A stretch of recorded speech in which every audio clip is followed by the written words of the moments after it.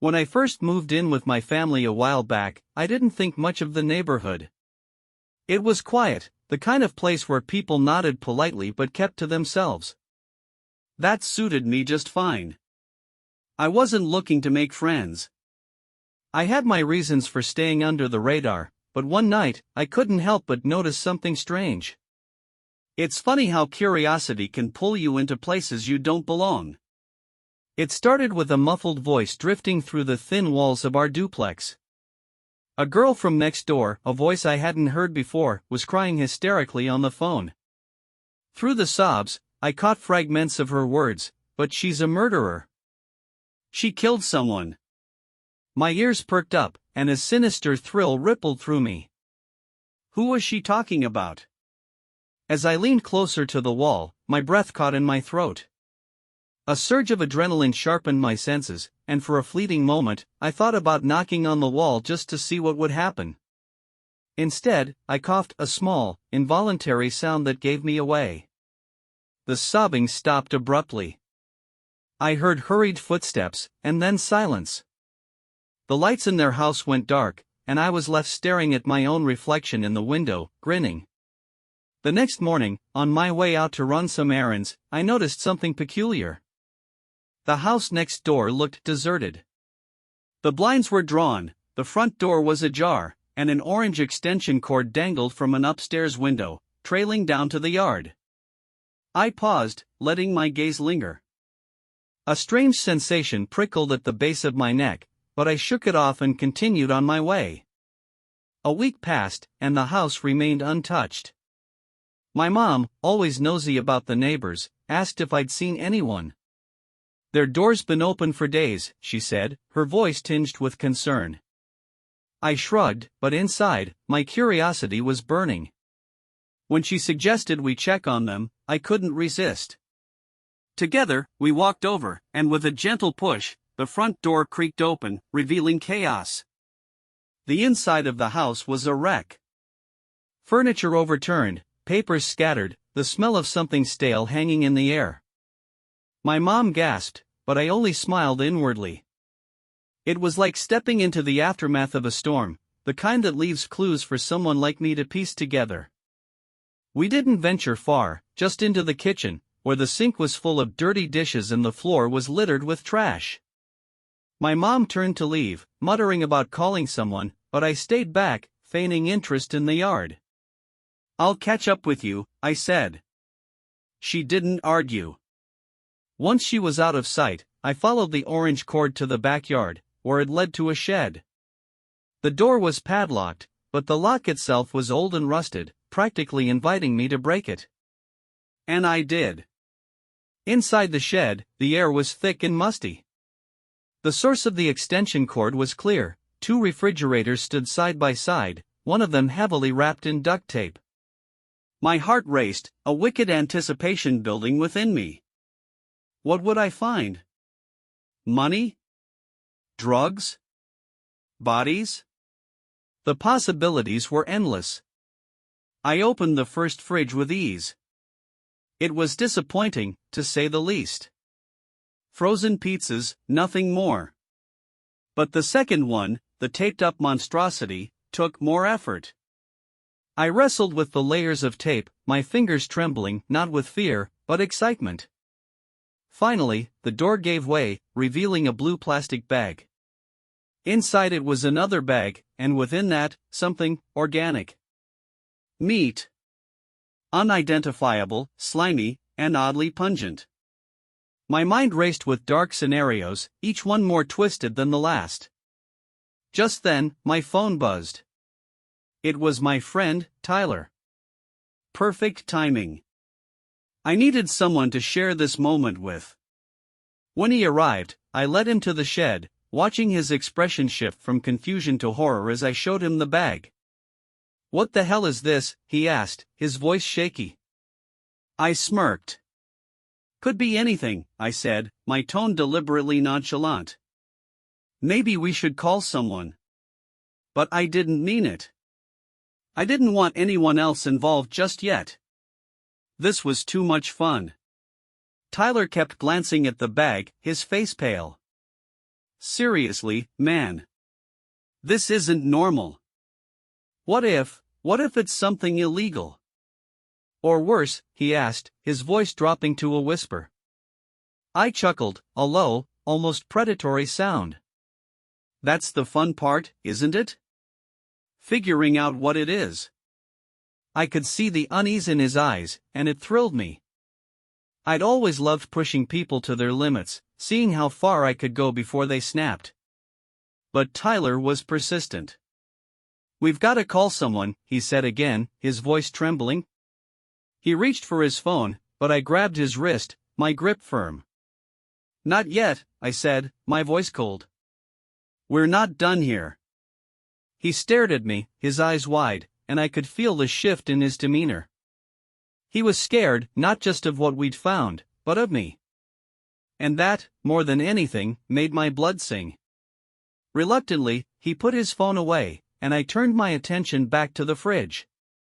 The smell was stronger now, seeping out into the air around us. I crouched down, peering deeper into the blue bag, trying to identify the meat. It was red and stringy, with chunks of fat clinging to it. Not like anything you'd find at the grocery store. You ever seen meat like this before? I asked, my tone casual. Tyler shook his head. No, and I don't want to. Let's just leave it, man. This is messed up. I ignored him, standing up and stepping back to examine the rest of the shed. There wasn't much else inside, a few old tools, some rusted cans of paint, and a stack of rotting wood in the corner. But something about the fridges, about the way they'd been hidden away back here, felt deliberate. Whoever had left them hadn't wanted anyone to find them. You think they'll come back? Tyler asked, his voice breaking the silence. I glanced at him, a slow smile spreading across my face. Maybe. Wouldn't that be interesting? He didn't answer, but I could see the panic rising in him. He'd always been the cautious one, the voice of reason. I, on the other hand, thrived on chaos. The thought of someone coming back, of being caught in the act, sent a thrill through me. It was a game, and I was ready to play. We left the shed eventually, locking it up as best we could and retreating to my house. Tyler didn't stay long. He mumbled something about needing to get home and practically ran out the door. I watched him go, a satisfied smirk on my face. He wouldn't say anything. He was too scared. That night, I couldn't stop thinking about the shed. About the fridges, the meat, the girl next door. Her voice echoed in my mind, she's a murderer. She killed someone. Was it true? Had something dark and twisted happened right under my nose? The idea consumed me. I wanted to know more. Needed to know more. But I couldn't do it alone. I needed someone to help me dig deeper, someone who wouldn't ask too many questions. Tyler was out of the picture, too squeamish for what I had in mind. So I called someone else, someone who shared my love for the macabre. Her name was Claire, and she was perfect for this kind of thing. We'd met years ago through mutual friends, bonding over our shared fascination with true crime and urban legends. If anyone could help me unravel the mystery of the shed, it was her. When I told her what I'd found, she didn't hesitate. I'll be there in 20 minutes, she said, her voice brimming with excitement. Unlike Tyler, Claire wasn't afraid. She was intrigued, just like me. True to her word, she showed up 20 minutes later, a flashlight in one hand and a crowbar in the other. Let's see what we've got, she said, her eyes gleaming.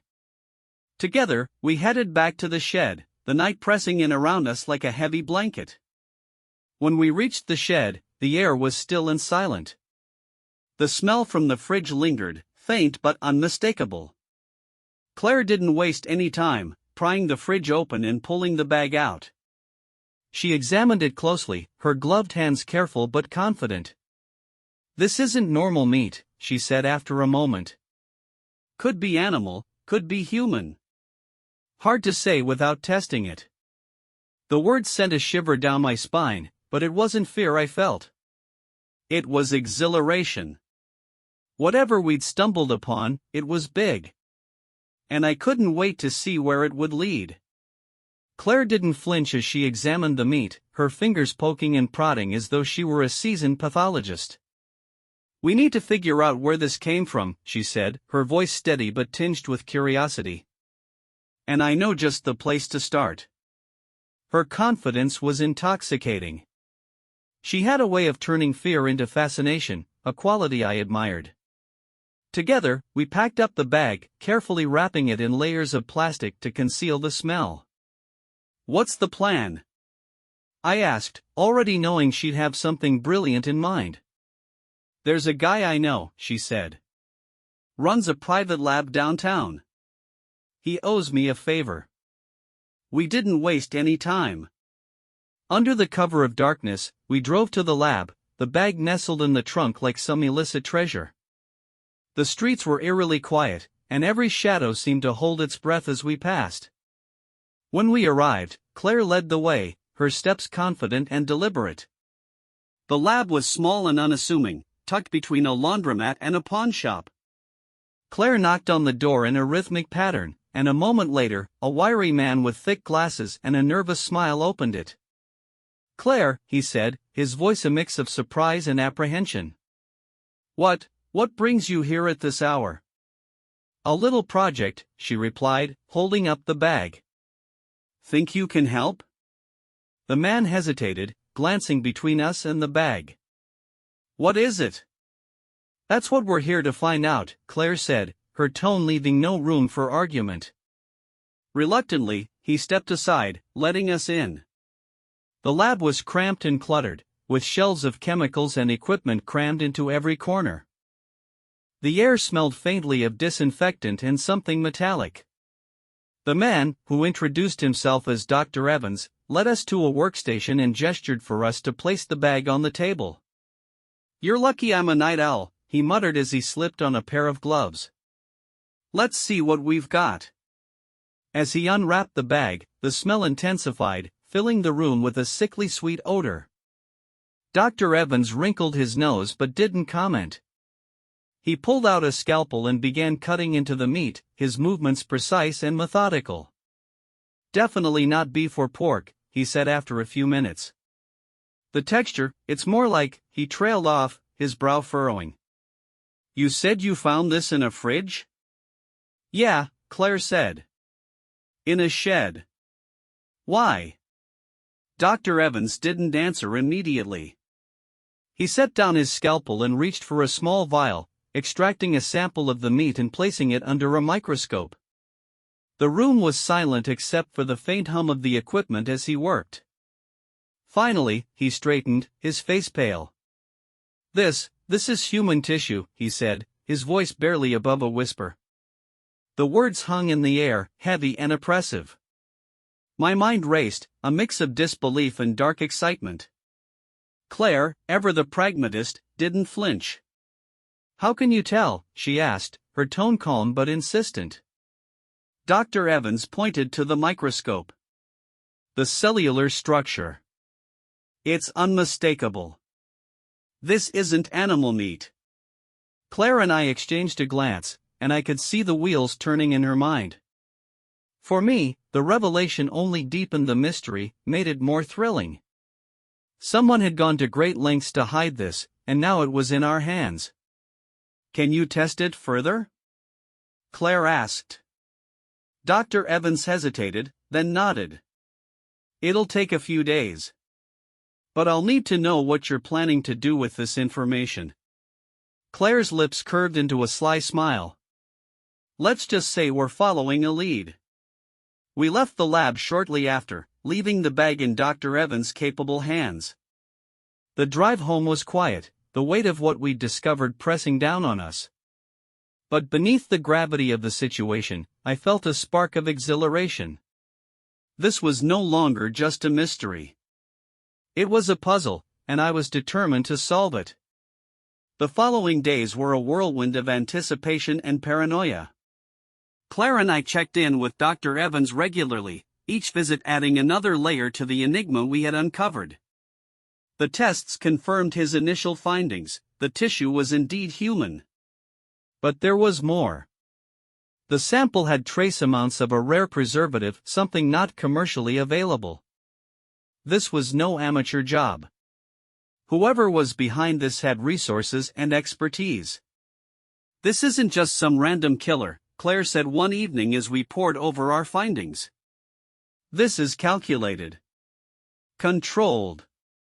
Someone who knows what they're doing."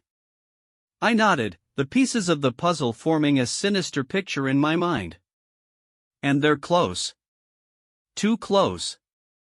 We decided to dig deeper, starting with the previous occupants of the house.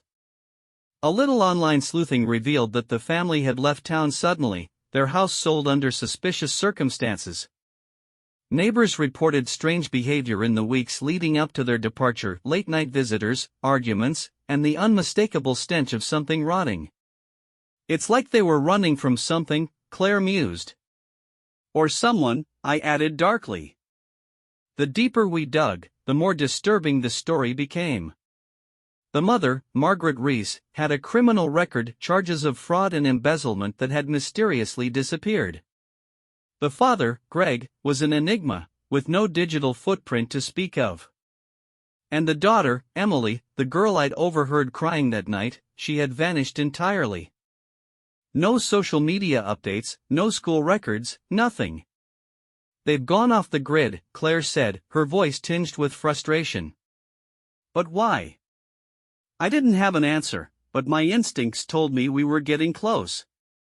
Too close, perhaps. That night, as I lay in bed, I couldn't shake the feeling that we were being watched. Every creak of the house, every whisper of wind outside, felt like a warning. The next morning, Claire called me in a panic. "Dr. Evans is dead." The words hit me like a punch to the gut. "What?"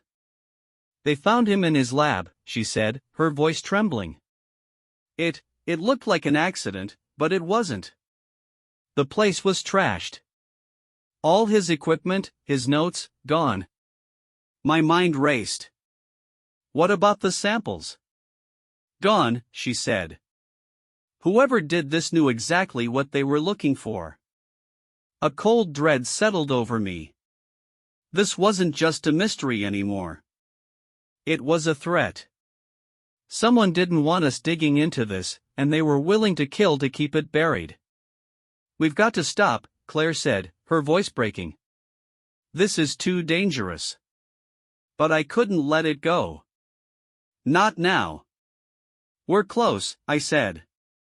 "Whoever did this, they're scared.